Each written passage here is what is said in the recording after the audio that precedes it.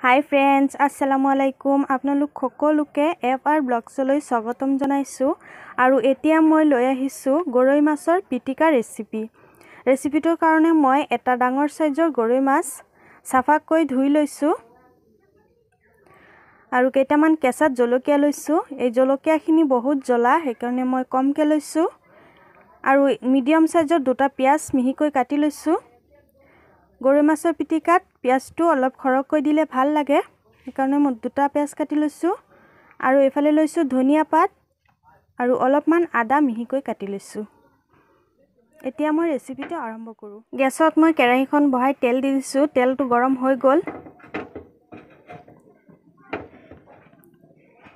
এতিয়া ইয়াত মাছটো আগতে ভাজি লম। মাছটো দি দিছো।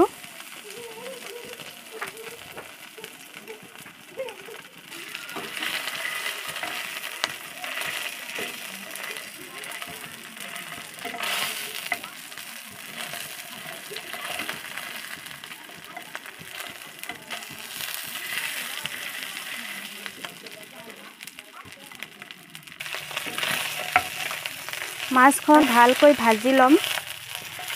ধুনীয়াকৈ ভাজি লম যাতে ভিতৰ ফালটো কেঁচাত থাকি নাযায়।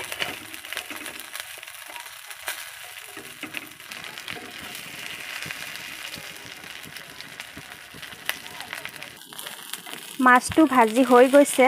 এতিয়া মাছটো মই উঠাই দিম। এতিয়া ইয়াতে কেঁচা জলকীয়াখিনি দি দিছো।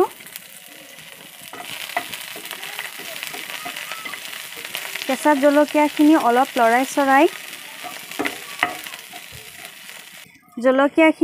লৰাই-চৰাই ইয়াতে দি দিছো পিয়াজখিনি।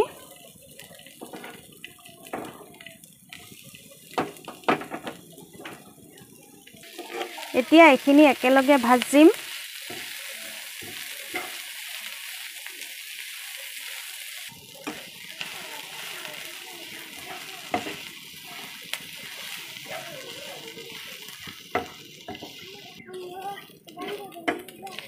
পিয়াজখিনি নৰম হৈ গৈছে। ইয়াতে মই আদাখিনি দি দিছো। এতিয়া এইখিনিও লৰাই লম আৰু একেবাৰে শেষত মই দি দিছো ধনিয়া পাত।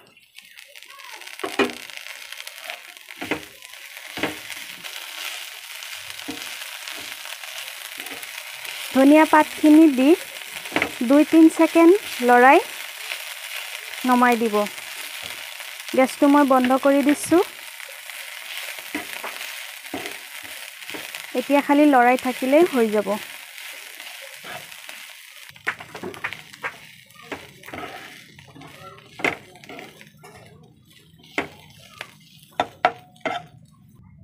এইখিনি হৈ গল।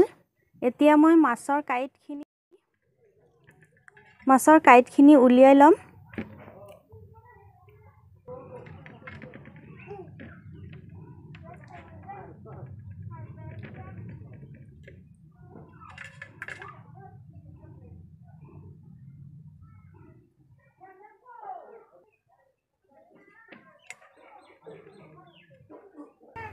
মাছৰ কাঁইটখিনি উলিয়াই দিলো।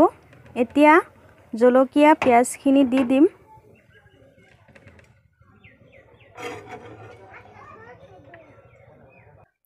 পৰিমাণ অনুসৰি নিমখ দি দিছো। এইখিনি ভালদৰে এতিয়া মিহলাই লম।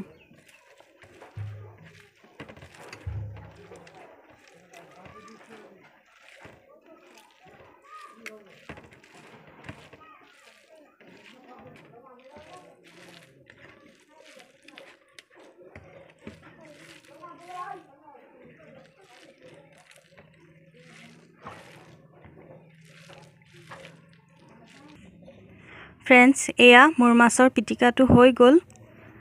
পিটিকাটো কেনেকুৱা হৈছে জনাবলৈ নাপাহৰিব আৰু ভিডিঅ'টো চাই যদি ভাল পায় তেনেহ'লে লাইক কৰিব, শ্বেয়াৰ কৰিব, ছাবস্ক্ৰাইব কৰি দিব। তেন্তে আজিলৈ বিদায় লৈছো। লগ পাম আন এটি নতুন ভিডিঅ'ৰ সৈতে।